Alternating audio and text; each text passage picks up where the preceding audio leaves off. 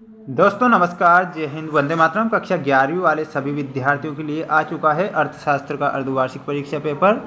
तो बिना देर किए शुरुआत करते हैं हम हमारे प्रश्नों से, जो कि आपके लिए काफ़ी महत्वपूर्ण साबित होंगे। क्वेश्चन नंबर फर्स्ट आपसे पूछा गया है, सही विकल्प चुनकर लिखिए। में पहला प्रश्न है, ग्रेट लीप फॉरवर्ड यानी कि GLF अभियान केंद्रित था, ये किस पर केंद्रित था?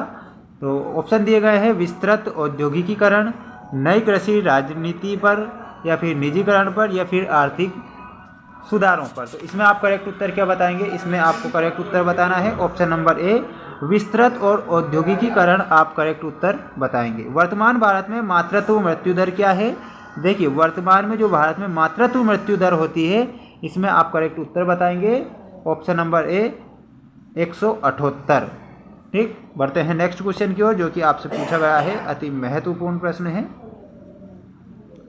सन 1935 में इस बैंक की स्थापना की गई थी। कौन सी बैंक की? व्यापारिक बैंक की, बचत बैंक, ग्रामीण बैंक, या फिर इनमें से कोई नहीं? तो इसमें आप इनमें से कोई नहीं करेक्ट करेंगे। उपभोक्ता कीमत सूचकांक निम्न आधार पर खुदरा कीमतों में परिवर्तन को मापता है, तो ये किसको मापता है? इसमें आप ऑप्शन नंबर बताएंगे बी, मासिक। संगणना विधि का जो दोष है, इसमें आप करेक्ट उत्तर बताएंगे ऑप्शन नंबर बी, खर्चीली। वर्ग 10-15 में वर्ग अंतराल क्या होगा? जो इसका वर्ग अंतराल होगा, इसमें आप बताएंगे 5, आपको करेक्ट करना है। बढ़ते हैं नेक्स्ट क्वेश्चन की ओर, और क्वेश्चन में आपसे पूछा गया है, रिक्त स्थानों की पूर्ति कीजिए में अति महत्वपूर्ण प्रश्न।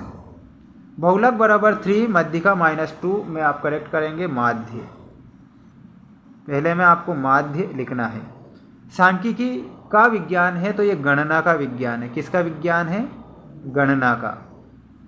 अमेरिका भारत पर उत्पादन खालिस्तान लागू करने के लिए दबाव डाल रहा है। क्या दबाव डाल रहा है? पेटेंट कानून। मैं नीचे लिख देता हूँ, पेटेंट कानून आप करेक्ट करेंगे। नेक्स्ट है, भारत की राष्ट्रीय आय में सर्वाधिक योगदान क्षेत्र का है। किस क्षेत्र का? सेवा क्षेत्र आप करेक्ट करेंगे। ठीक, आधार वर्ष को खालिस्तान भी कहा जाता है, तो संदर्भ वर्ष भी इसे कहते हैं हम, तो संदर्भ वर्ष आप इसमें करेक्ट करेंगे। निर्देशांक एक की माप है, यानी कि निर्देशांक इसकी माप है, तो सापेक्षता। सापेक्षता सभी विद्यार्थी ध्यान रखें, अपनी कॉपी में नोट कर लें। बढ़ते हैं नेक्स्ट क्वेश्चन की ओर, और जो कि क्वेश्चन में आपसे पूछा गया है, सही जोड़ी मिलाइए वाला अति महत्वपूर्ण प्रश्न। ऋणात्मक विषय चक्र में ऑप्शन नंबर सी से आपको मिलाना है, लंबा सिरा बाईं ओर होता है, और सरल देव निर्देशन विधि में आप करेक्ट उत्तर बताएंगे ऑप्शन नंबर ए, लाटरी विधि से। नेहरू रोजगार योजना, नेहरू रोजगार योजना में ऑप्शन नंबर डी बताना है, 28 अप्रैल 1989 करेक्ट करेंगे। प्राथमिक क्षेत्र, प्राथमिक क्षेत्र में मेरे प्यारे सभी विद्यार्थियों कृषि का क्षेत्र बताना है। पाकिस्तान आर्थिक सुधार में आप करेक्ट उत्तर बताएंगे, फिफ्थ वाले में ऑप्शन नंबर ई, 1988। चीन गणराज्य की स्थापना कब हुई थी? चीन जो गणराज्य की स्थापना हुई थी 1949 में।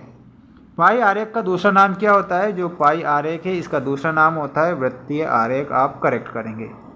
सभी विद्यार्थी जल्दी से जल्दी स्क्रीनशॉट ले लें, और हमारे द्वारा वार्षिक एग्ज़ाम की भी तैयारी करवाई जा रही है, तो सभी विद्यार्थी चैनल को जल्दी से जल्दी ज्वाइन करें और वीडियो को लाइक ज़रूर करें।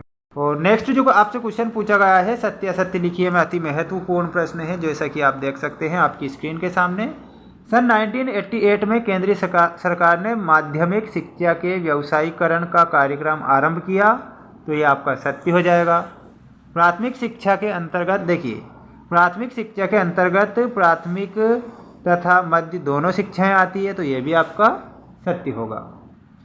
सन 1956 की औद्योगिक नीति में प्रथम वर्ग में 17 उद्योग रखे गए थे, तो ये आपका सत्य होगा।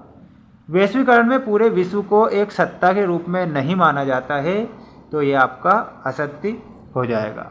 ठीक, तो नेक्स्ट जो क्वेश्चन आपसे पूछा गया है, देखिए ये क्वेश्चन छूट गए थे, जैसा कि एक शब्द में उत्तर लिखिए में पहला प्रश्न है, 11वीं योजना के अंत तक बेरोजगारी व्यक्तियों की संख्या कितनी थी? संख्या बतानी है, लगभग 480 लाख। 480 लाख आपको बताना रहेगा। अपकिरण के मापन की बिंदु रेखी विधि क्या होगी? तो जो विधि होगी ना, इसमें आप लॉरेंज वक्र आप करेक्ट करेंगे। ठीक, देखिए लॉरेंज वक्र, सेकंड का जो आंसर होगा लॉरेंज वक्र। कद यानी कि फुट में तथा वजन में के बीच से संबंध गुणांक की इकाई को क्या कहेंगे, तो प्रतिशत आपको लिखना है। नेक्स्ट, ऐसे व्यक्ति जो कार्य करने की इच्छा एवं योग्यता रखते हुए भी कार्य प्राप्त नहीं कर पाते हैं, तो ऐसे व्यक्तियों को हम जो कहेंगे बेरोजगार कहेंगे। क्या कहेंगे, बेरोजगार। आपको करेक्ट उत्तर याद रखना है। विद्युत ऊर्जा का कौन सा स्रोत है, तो ये आपको मैंने बता दिया था पिछले वीडियो में, तो आप इसका आंसर कमेंट बॉक्स में ज़रूर बताएं। औद्योगिक श्रमिकों के लिए उपभोक्ता कीमत सूचकांक में किस मदद के लिए उच्चतम भार होता है, तो खाद्य पदार्थ आप करेक्ट करेंगे। खाद्य पदार्थ बताना है। एक श्रृंखला को 10 बराबर भागों में बांटने को क्या कहते हैं, तो दशमक। ये क्वेश्चन महत्वपूर्ण है ना, सारे के सारे। मिलते हैं नेक्स्ट वीडियो में। जय हिंद।